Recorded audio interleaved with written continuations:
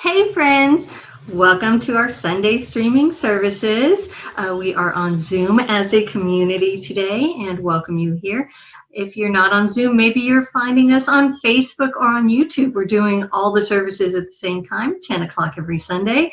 So that's really exciting. But if you're here with us, we're so happy to have you here. Consider staying afterwards for talkback. It's one of my absolute favorite things about this church. Instead of passively listening to the sermon and going on with your life, you get to interact with other people and really discuss it and get something out of it that maybe you wouldn't have because of all these different perspectives. So if you are live with us, then stay afterwards. As soon as the service is over, we will have that link for you to join us. We've had a lot of new people lately, and it's been really nice, as well as our familiar faces.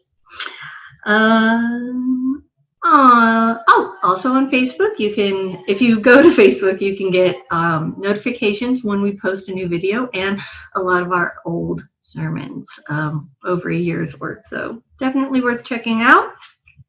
Today's sermon, Radical Saints with Daniel Polk. 12 people who helped push the boundaries of UUism and helped expand the consciousness of our church. I wonder if I'm one of them. Considering I barely get out of bed and definitely don't shower like I used to, I highly doubt it. But sometimes there's a surprise in there.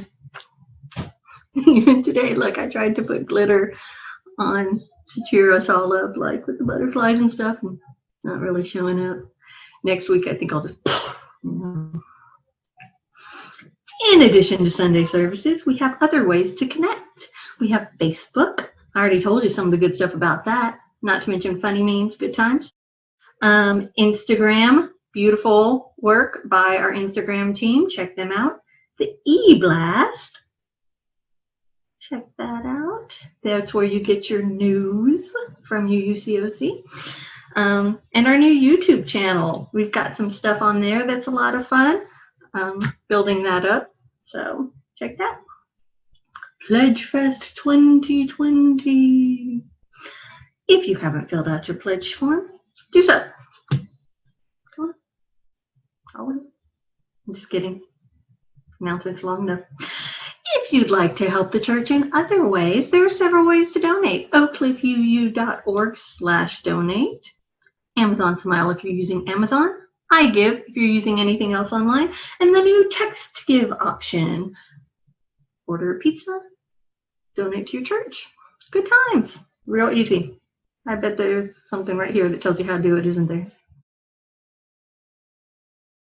If you're already helping the church by volunteering, log those hours. You can do it in Breeze, or you can find Rita's fancy link in TalkBack. But those hours actually do translate into funding. So go log your hours, and somebody email me and remind me to do the same thing. Guest book. If you're new here, welcome. Hi. I'd love to know how you found us, but I'm glad that you did. Go and sign our guest book and just welcome. It's really, really great to have new people here. The worship ministry needs help putting the service together. Apparently, Barbara has done this amazing job putting it into little manageable pieces. And if you'd like to take one of those little pieces and help out all the people who put this wonderful thing together every single Sunday. We're not asking you to do the whole thing, but if you'd like to take a tiny part of it, then contact Stacy. Also, if you have a message that you would like the pulpit, let us know that too, because we'd like to hear from you. It's really great that we have so many different voices. So we generally have a theme every month, and so you can either write bright. You can ask Stacy what the theme is and see if you can find something to put together within that theme, or if you've got something that you just really want to talk about, y'all can work that out as well. So love to have you talk. We're getting close to the end here. I'd just like a personal note that my fandom behind me has been expanding and nobody has mentioned it. And y'all know I love my fandoms. I mean, I've even got like, I put together little Loki and Thor Legos this week. That was fun. Kind of makes me want to just sneak things back there and see if anybody notices. But then you'll start paying attention and I'll have to keep things clean. All right. We just nixed that all together, didn't we? All right. Member anniversaries. And thank God, because I'm just way too tired today for dancing llamas or laughing pumpkins. So tired. But not too tired to celebrate Debbie Toe.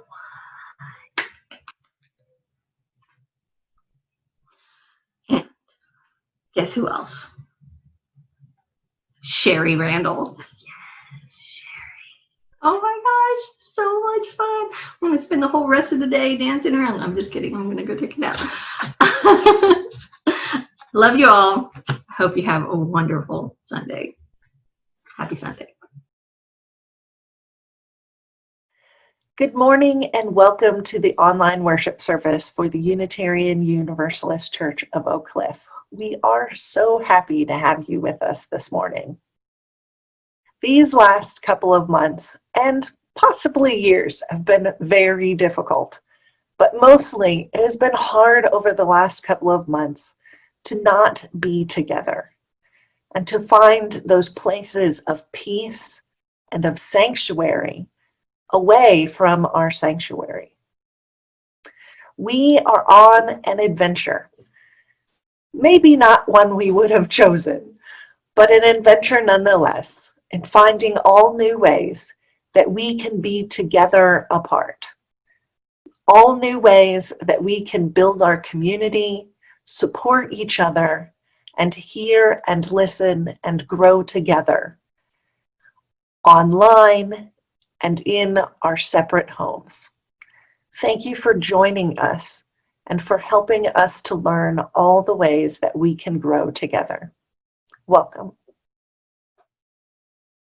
May the light we now kindle inspire us to use our powers to heal and not to harm, to help and not to hinder, to bless and not to curse, to serve you, Spirit of love, compassion, and forgiveness.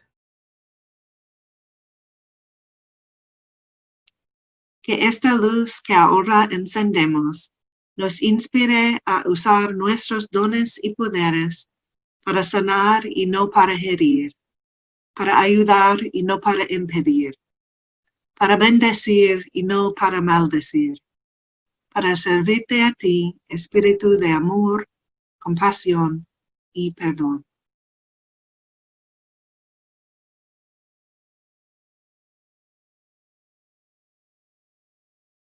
Please join us in singing our opening hymn, Come Sing a Song With Me, number 346.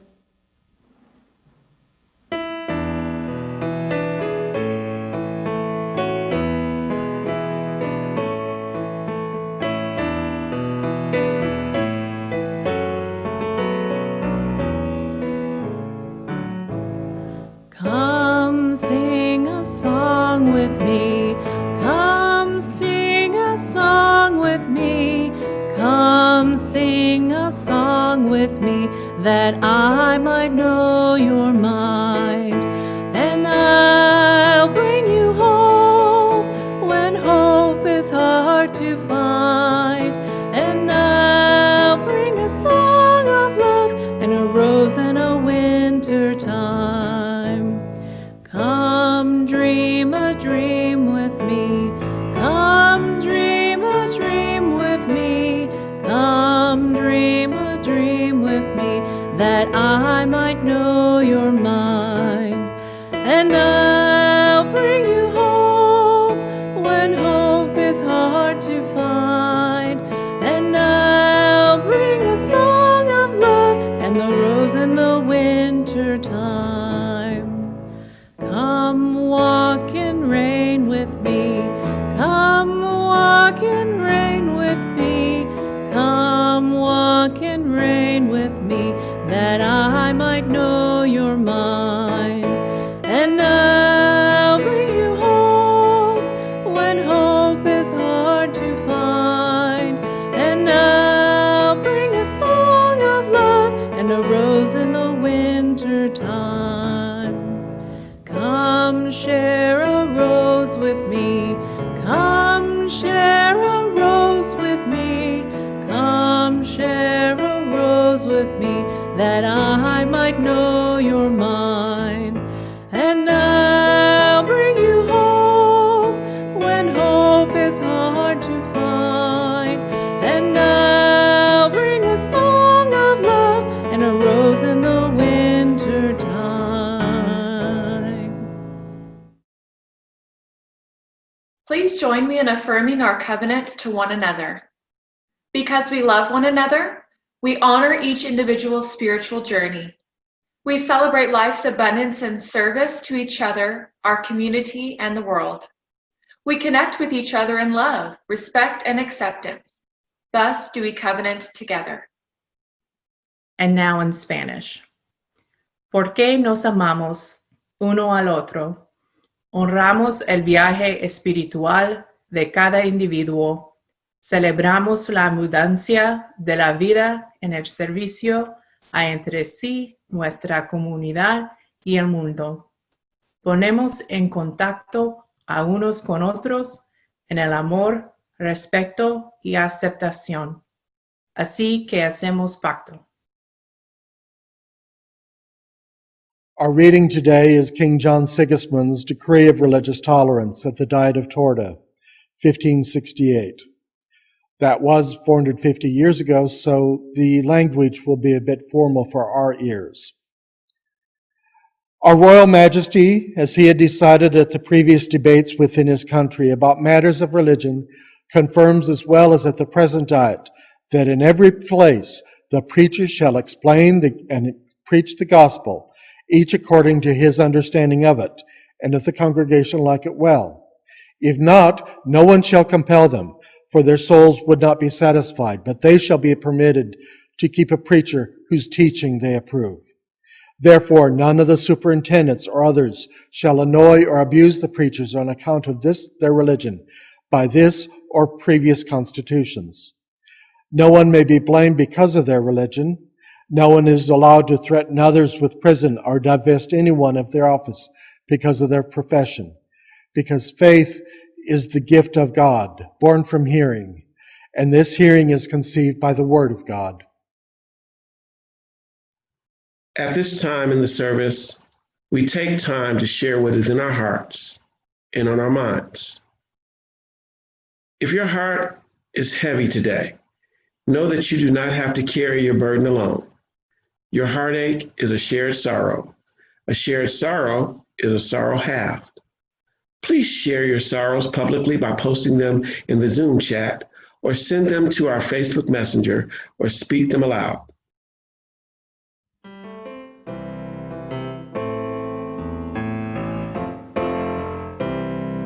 When I breathe in, I'll breathe in peace. When I breathe out, I'll breathe out love. When I breathe in, I'll breathe in peace. When I breathe out, I'll breathe out love. When I breathe in,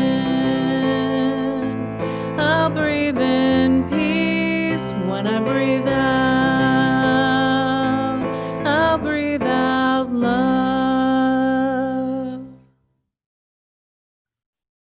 This Sunday, like every Sunday, we reaffirm our promise to one another.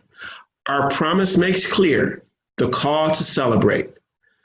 For that which brings you joy, makes you grateful, brings you peace, we, your sacred community, celebrate.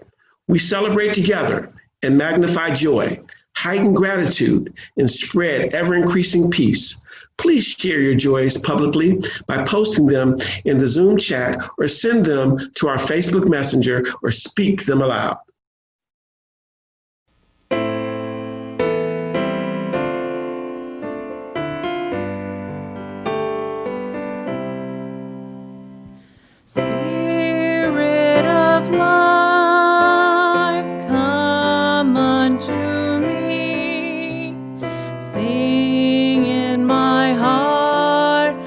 the stirrings of compassion, blow in the wind, rise in the sea, move in the hand, giving life the shape of justice. Roots hold me close, wings set me free. Spirit of life, come to me, come to me. Spirit of life, come unto me. Sing in my heart all the stirrings of compassion, blow in the wind, rise in the sea, move in the hand, giving life the shape of justice. Roots hold me close, wings set me free. Spirit of life, come to me, come to me.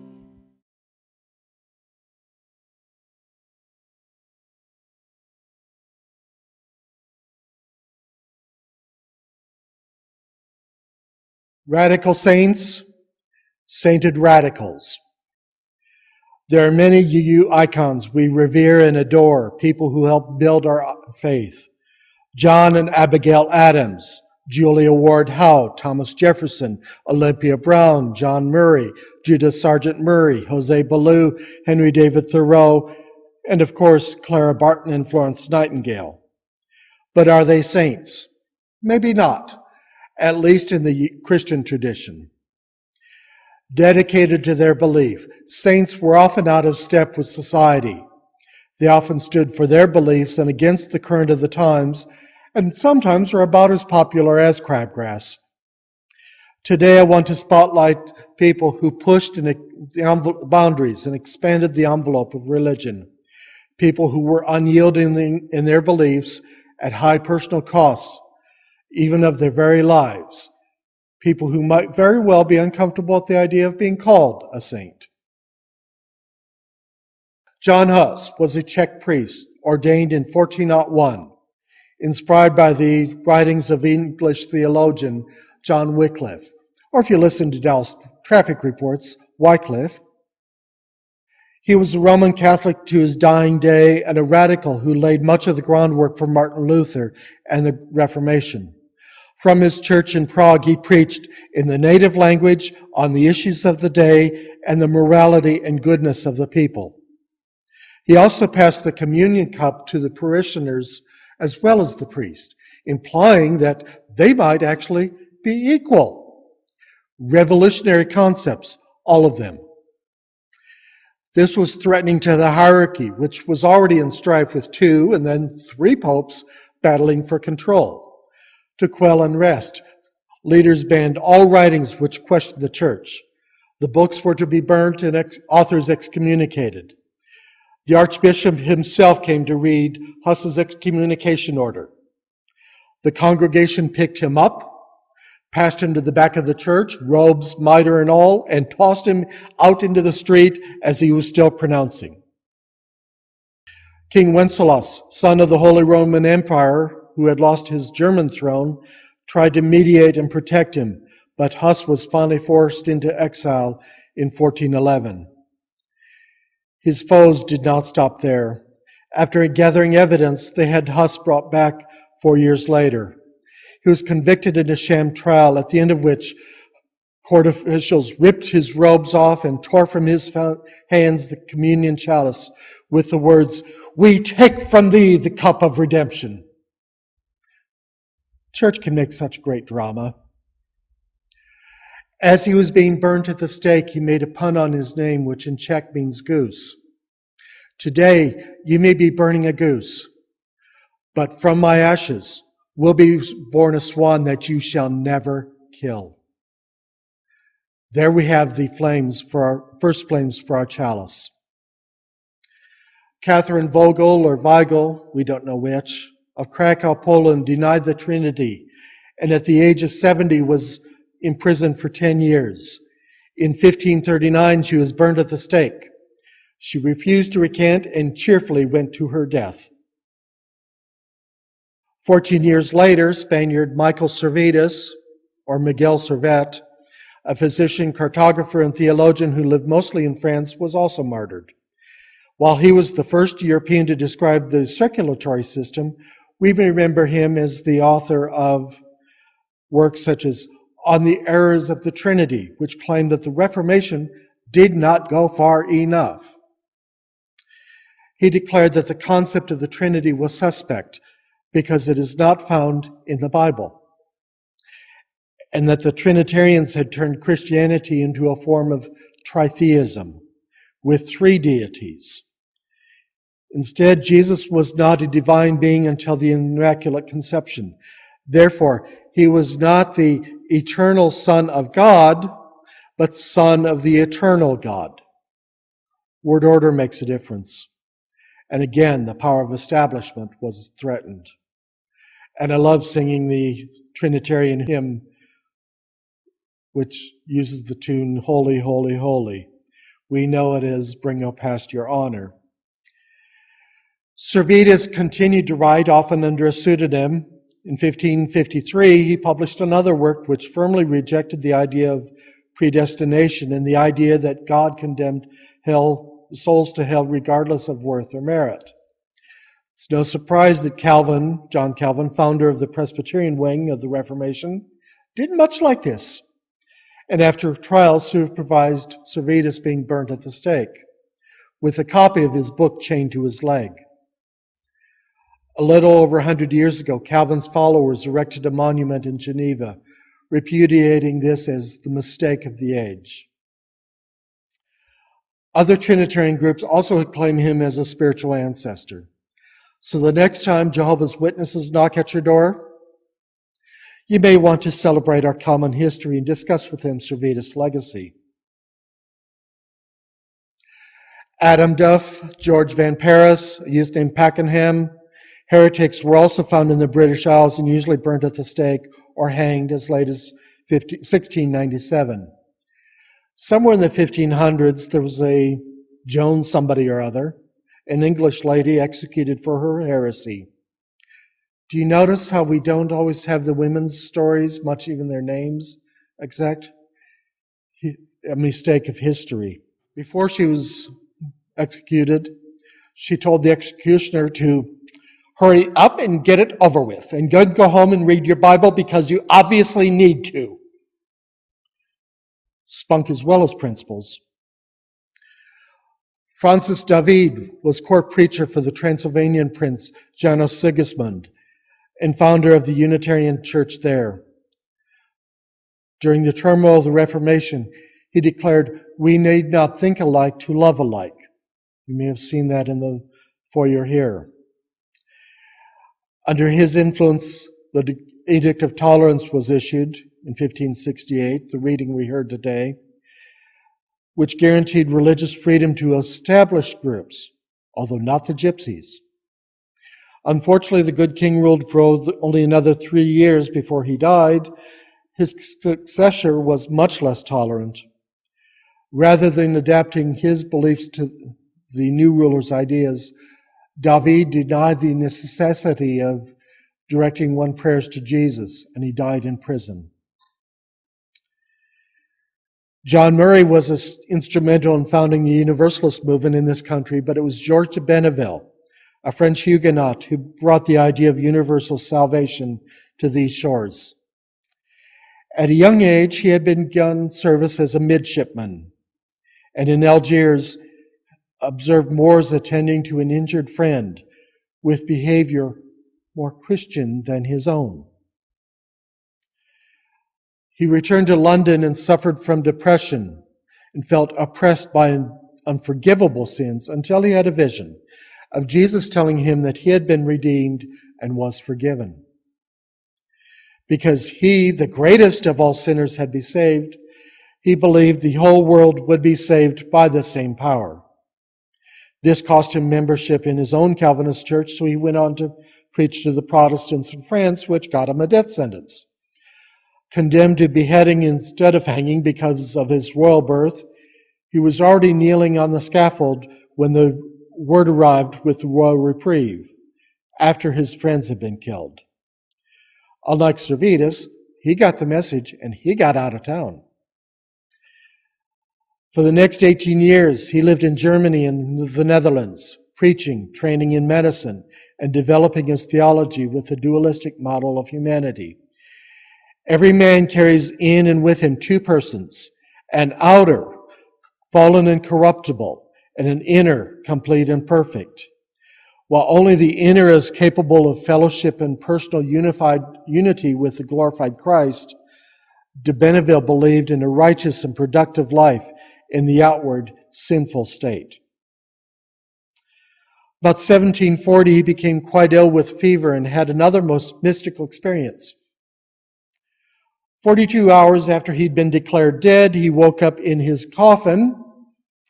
I guess you'd call that a revival, with the renewed mission of preaching the gospel of boundless universal love for the entire human race. Such talk can bring the crowds, but also invite the scrutiny of authorities. And he thought this might be a good time to join a friend in Pennsylvania. He settled down there, married and raised a family, practiced medicine, while traveling and sharing his universalist beliefs. He had good relations with the local tribes and learned many herbal remedies, and those supporting Washington's army treated the injured redcoats as well. His words had a moderating influence. If we listened to our inward spirits, we would know that behind every appearance of diversity, there is interdependent unity of all things. This was at the time that Jonathan Edwards was preaching hellfire and brimstones in sermons such as Sinners at the Hands of an Angry God. But de Benneville claimed that hell is for purification, not punishment, and that ultimately all will be united with God. Our faith is essentially the combined faith of all Christians. As no church is pure in all things, so none can be found that does not contain some truth. On this foundation, leaders such as the Murrays and Jose Ballou helped establish our Universalist faith. A few years later, with more extreme words, it was Joseph Priestley who led the founding of the Unitarian movement in England and then in this country. He is credited with the discovery of what he called dephlogisticated air, which, as some of you may know, is just a fancy word for oxygen. His science was integral to his theology, and he tried to fuse Enlightenment rationalism with Christian theism, understanding that the natural world would promote human progress. He did not use his discoveries for financial gain, but J.J. Schweppe used them to make a fortune making and selling soda water. Maybe we should use club soda for our communion instead of coffee, but I don't know where we dunk our donuts. Priestley was raised in a dissenting family, Calvinists who did not adhere to the Church of England. As a teenager, he became seriously ill and believed he was dying. Convinced a conversion was necessary for salvation, he was doubtful he had ever experienced one. The ensuing emotional distress caused him to accept universal salvation, and he was also refused full membership in his home church. Rejecting predestination, the unity of God, universal salvation, being rejected by one's own church, do you see a theme developing here? He continued preaching and scientific explorations, but it was his readings that made the old guard nervous and hostile. Some Methodists even wrote a hymn asking God to the Unitarian feed and expel and chase his doctrine back to hell. He published titles such as A History of the Corruptions of Christianity and counted Thomas Jefferson as a fan. In 1785, Priestley called for a change in religion. Let us not, therefore, be discouraged. though for the present we should see no great number of churches professedly Unitarian. We are, as it were, laying gunpowder, grain by grain, under the old building of error and superstition, which by a sudden spark may hereby inflame, so as to produce an instantaneous explosion. Those words got him the name Gunpowder Joe, and with revolution brewing in France, mistrust of the powers that be, unease and anger came to a head in 1791 when a group of dissenters gathered to celebrate the storming of the Bastille, the anniversary. Priestley escaped injury only because he was convinced not to attend, but others were attacked. The mob burnt his home to the ground and his laboratory, along with other homes and at least 2 churches. The government seemed to be behind this, but he did get some partial restitution from the crown. Next year, Priestley and his family left for the shores where he also settled in Pennsylvania. He continued his science and preaching and helped found congregations corresponding with Jefferson, who also used his advice when establishing the University of Virginia. However, he never did witness the Christian millennium, which he was sure to come. And then there's Abner Neeland. Y'all know him, right? You haven't heard of Abner Neeland? The only person ever communicated from the Universalist Church, the last person in this country to be jailed for blasphemy, 1838, a few decades after the Revolution. Born in New England and raised a Baptist, he started preaching before converting to Universalism. The next 25 years went relatively well, with his moving on from a congregation before his beliefs became a problem. And he was just a little bit progressive.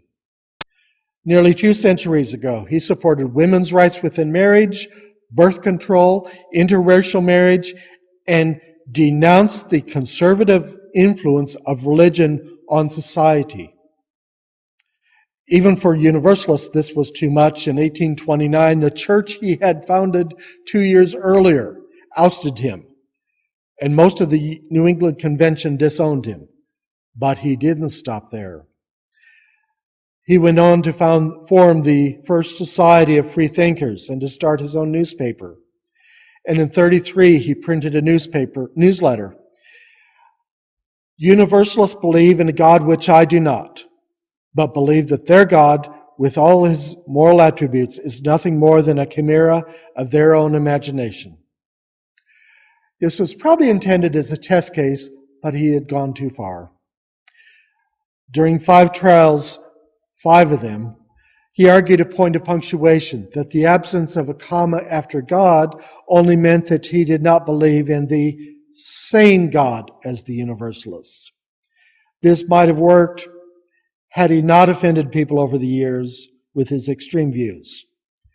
After losing all his appeals, he served a sentence of 60 days and then died a few years later after starting a utopian community in Iowa. I will be surprised if you've not heard of Ralph Waldo Emerson, even if you didn't have to read his poetry while in school. His sacrifice is not as obvious as the others, but he was instrumental in changing the directions of Unitarian theology, with views that form the basis for the Transcendentalist school of thought. His 1837 lecture, The American Scholar, was considered by Oliver Wendell Holmes to be our intellectual Declaration of Independence. He also asked Thoreau, "Do you keep a journal?"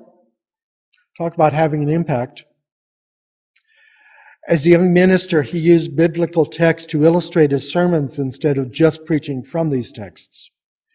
While he liked preaching and his congregation liked him, he disliked making pastoral calls and had great discomfort about the ritual of communion. After only 3 years, he left the pulpit for the larger stage of the lecture circuit.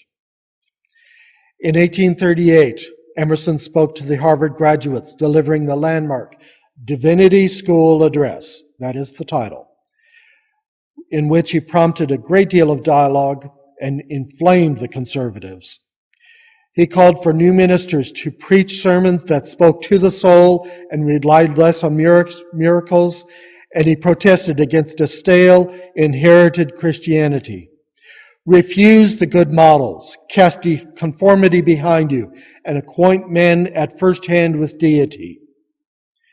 He believed that all things are connected to God and therefore all things are divine, and suggested that God does not have to reveal the truth, but that it could be intuitively experienced from nature. While we might regard this as mainstream today, it was radical in his time. While Emerson felt compelled to leave the ministry, it was Theodore Parker's views that cut his career short. Just a few years younger, he was on his way to being a successful Unitarian minister with Universalist views, but he was progressive and outspoken.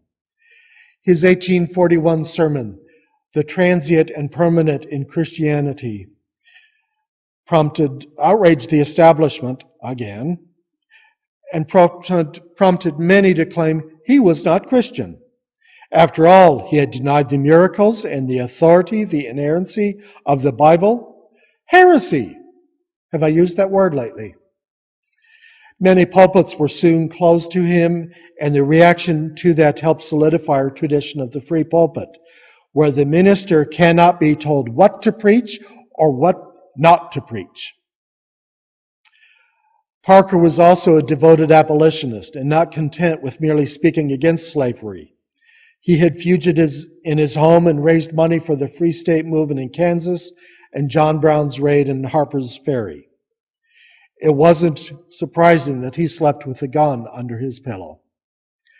Tuberculosis took him just short of his 50th birthday, and there is a flaming chalice on his gravestone. Sophia Lyons Voss was the child of Presbyterian ministers, missionaries, and fully intended to be one herself.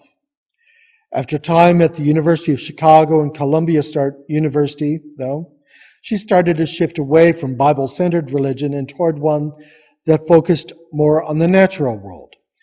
What if children developed their religious ideas as they reacted to the phenomena of nature? Birth and death, sun, moons, and stars, dreams, shadows, wind, and rain. Rather progressive for 80 years ago. She not only suggested that we delay children's exposure to the Bible until they were ready for history in general, but that they have an opportunity to develop their own concepts of God before hearing others' ideas. She dreamed of church schools with 3-hour sessions and time for dance, art, and dramatics, of ministers who were trained in laboratory schools as progressive educators, and seminaries that would expose students to the latest findings in psychology and all the natural sciences.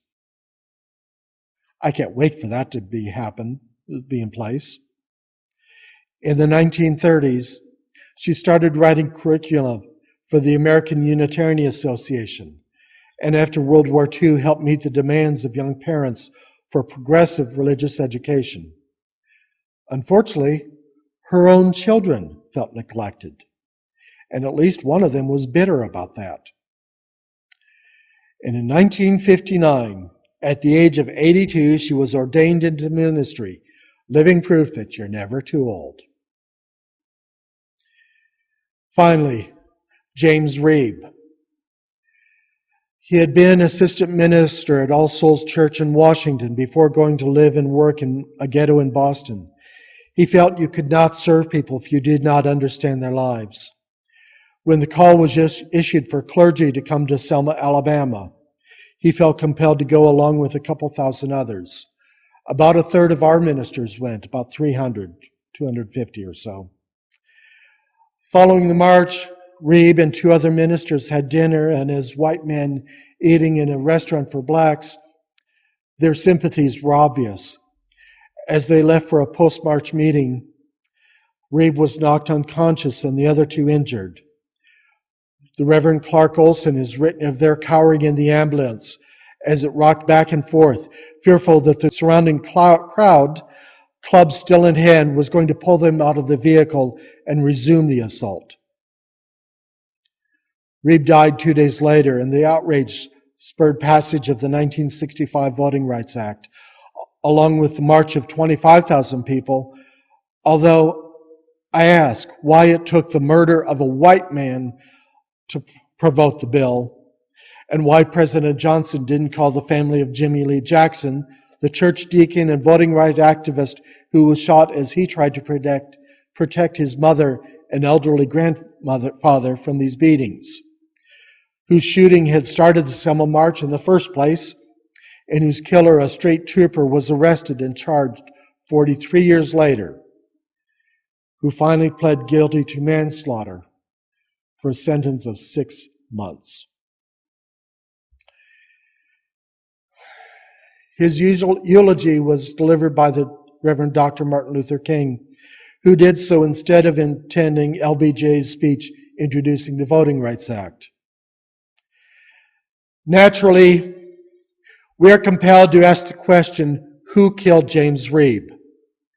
The answer is sick, demented, and misguided men who have the strange notion that you express dissent through murder.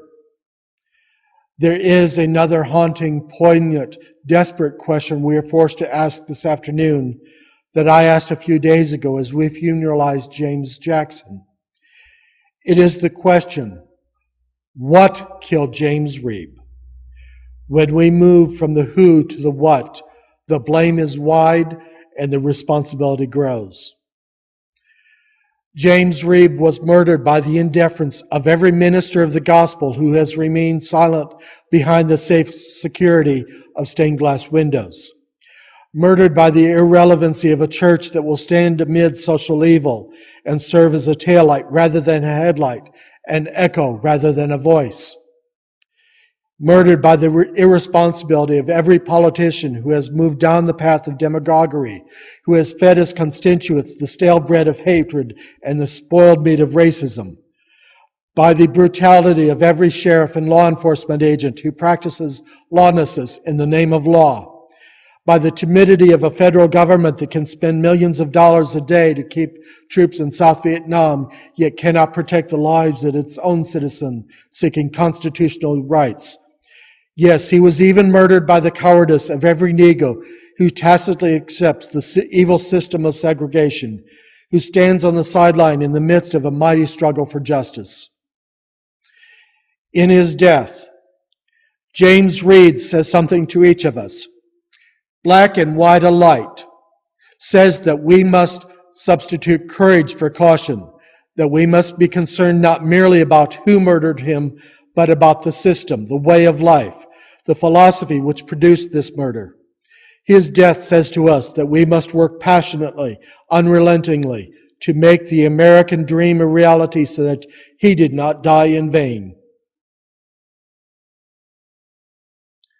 These words are just as relevant 50 years later, 55 years later.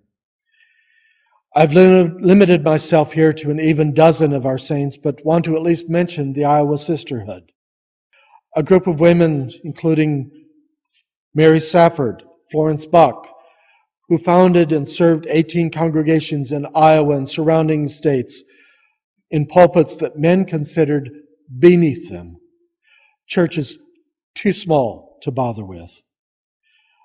They did much to build the foundations of our movement, but that's a whole nother story. There may not be too many saints among us here today, or at least ones we see, or those who would be considered radicals, but we need to proudly proclaim the religious heritage of those faithful spirits who answered calls divine, and we need to celebrate their legacy. The words of one of my favorite tunes, what they dreamed is ours to do, hope their hopes and seal them true. Blessed be.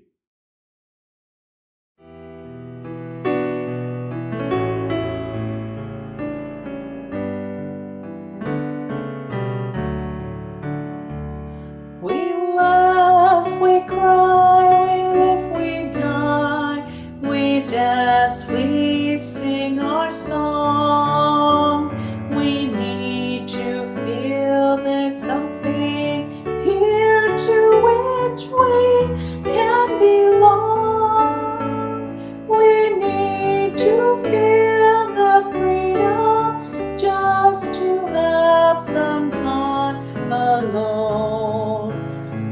But most of all, we need close friends we can call our very own. And we believe in life and in the strength of love. And we have found the need to be together. We have our hearts to give. We have our thoughts to receive. And we believe that sharing is an answer. A child is born among us, and we feel a special glow. We see time's endless journey as we watch the baby grow. We thrill to hear imagination freely running wild. We dedicate our minds and hearts to the spirit of the child, and we believe in life and in the strength of love. And we have found time to be together. And with the grace of age, we share the wonder of youth. And we believe that growing is an answer. Our lives are full of wonder, and our time is very brief. The death of one among us fills us all with pain and grief. But as we live, so shall we die, and when our lives are done, the memories we shared with friends, they will linger on and on. And we believe in life and in the strength of love. And we have found a place to be together. We have the right to grow. We have the gift to believe that peace within our living is an answer. We seek elusive answers to the questions of this life. We seek to put an end to all the waste of human strife. We search for truth, equality, and blessed peace of mind. And then we come together here to sense of what we find. And we believe in life and in the strength of love. And we have found the joy being together.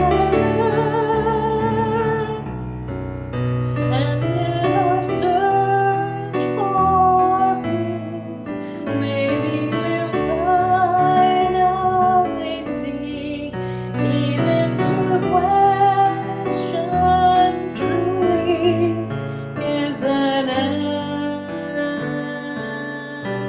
answer.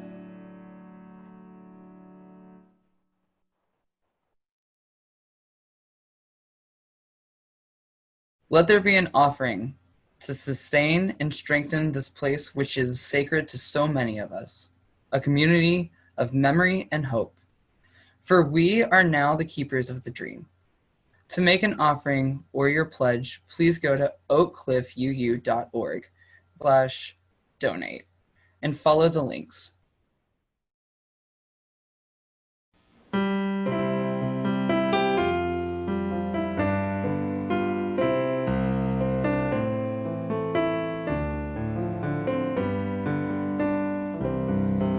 From you I receive, to you I give.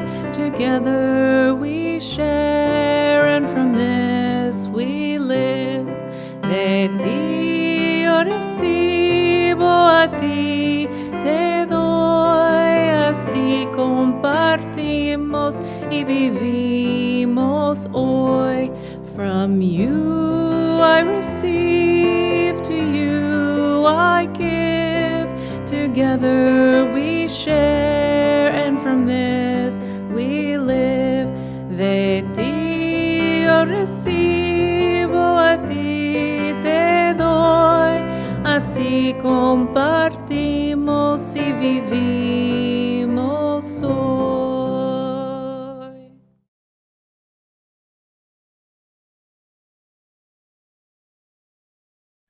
Through our temporary lives, the great currents of history run. Let us keep the channels open and free so not to obstruct purposes greater than our own. Let us keep our minds set upon the high goals that here bind us into our sharing fellowship of loving hearts. Amen. We extinguish this flame, but not the light of truth, the warmth of community, or the fire of commitment. These we carry in our hearts until we are together again. And now in Spanish. Encendimos esta llama, pero no la luz de la verdad, el calor de comunidad o el fuego de nuestro compromiso. Estos los llevamos en el corazón hasta que estemos juntos otra vez. Please join us in singing Love Will Guide Us, hymn number 131.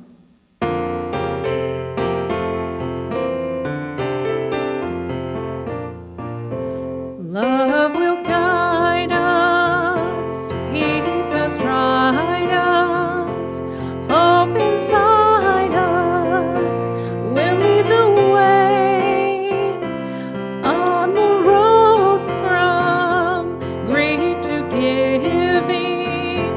Love will guide us through the hard night.